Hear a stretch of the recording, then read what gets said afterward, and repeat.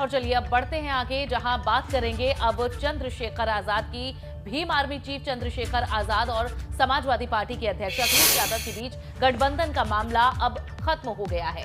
दोनों नेताओं के बीच गठबंधन को लेकर सहमति नहीं बन पाई है। बिल्कुल, और भीम आर्मी चीफ चंद्रशेखर ने उत्तर प्रदेश में समाजवादी पार्टी के साथ गठबंधन पर विराम लगा दिया है। चंद्रशेखर ने कहा कि सपा सुप्रीमो अखिलेश यादव से शुक्रवार को मुलाकात हुई, आरक्षण समेत सभी मुद्दों पर बात हुई।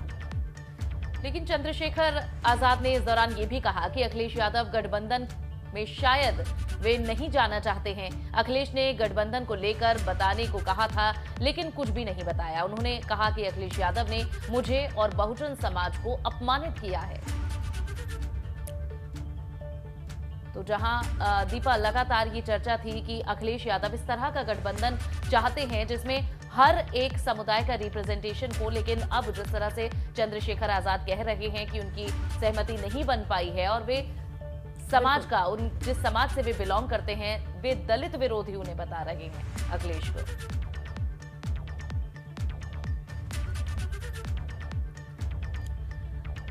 अब चलिए, लगातार लंबे वक्त से कयासबाजियां ये चल रही थी कि चंद्रशेखर आजाद अखिलेश यादव के साथ आ सकते हैं। अब उस पर विराम लग चुका है। इसी पर और जानकारी लेते बलराम पांडे जुड़ चुके हैं लखनऊ से।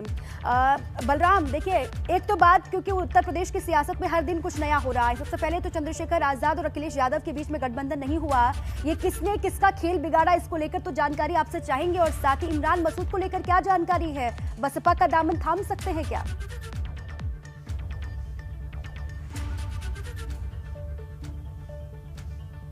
देखिए, अगर आजाद समाज पार्टी और समाजवादी पार्टी के गठबंधन की बात करें तो चंद्रशेखर आजाद अखिलेश यादव से मिले और उन्होंने गठबंधन को लेकर के जो शर्तें रखी, उन शर्तों को कहीं ना कहीं अखिलेश यादव ने मानने से इनकार कर दिया। उन्होंने कहा कि आप साथ आइए, हम 2022 का चुनाव लड़ेंगे, अगर सरकार बनती है तो हम आजाद समाज पार्टी को एक अच्छा प्लेटफॉर्म देंगे। लेकिन कहीं ना कहीं जो शर्तें थी चंद्रशेखर आजाद की, उनको नहीं मान पाए और यही वजह है कि दोनों पार्टियों में गठबंधन नहीं हो पाया। क्योंकि जिन सीटों पर चंद्रशेखर आजाद मांग कर रहे थे, उन सीटों पर पहले से ही अखिलेश यादव दूसरे को जुबान दे चुके थे। ऐसे में अगर सीट उन्हें देते तो जो लोग पहले से पार्टी छोड़कर आए हुए हैं समाजवादी पार्टी में, उनके साथ कहीं ना कहीं विश्वासघात होता। तो ऐसे में समाजवादी पार्टी के पास भी कई ऐसे मुद्दे थे जिनको लेकर के उन्होंने चंद्रशेखर आजाद को बताया कि हम पहले से ही ऑलरेडी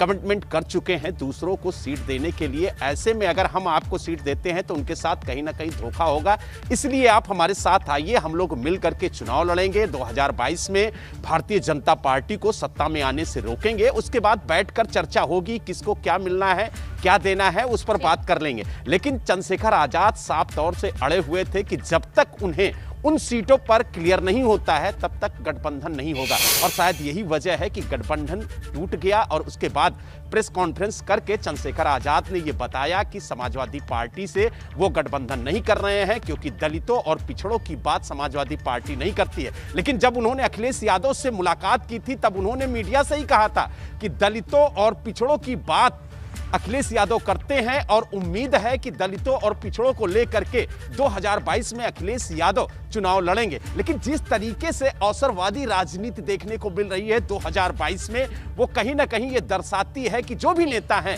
वो अवसर के तलाश में है। और यही वजह है कि अगर अवसर नहीं मिलता है तो वो फिर गठबंधन के बजाय विरोध की बात करते हैं। अगर हम इमरान मसूद की बात करें तो उन्होंने पिछले 4 महीनों से लगातार कांग्रेस को लेकर के सवाल खड़े किए। उन्होंने सबसे पहले कहा कि कांग्रेस को समाजवादी पार्टी से गठबंधन करना चाहिए और गठबंधन करके चुनाव लड़ना चाहिए, और गठबंधन के बाद ही 2022 में हम भारतीय जनता पार्टी को सत्ता में आने से रोक सकते हैं।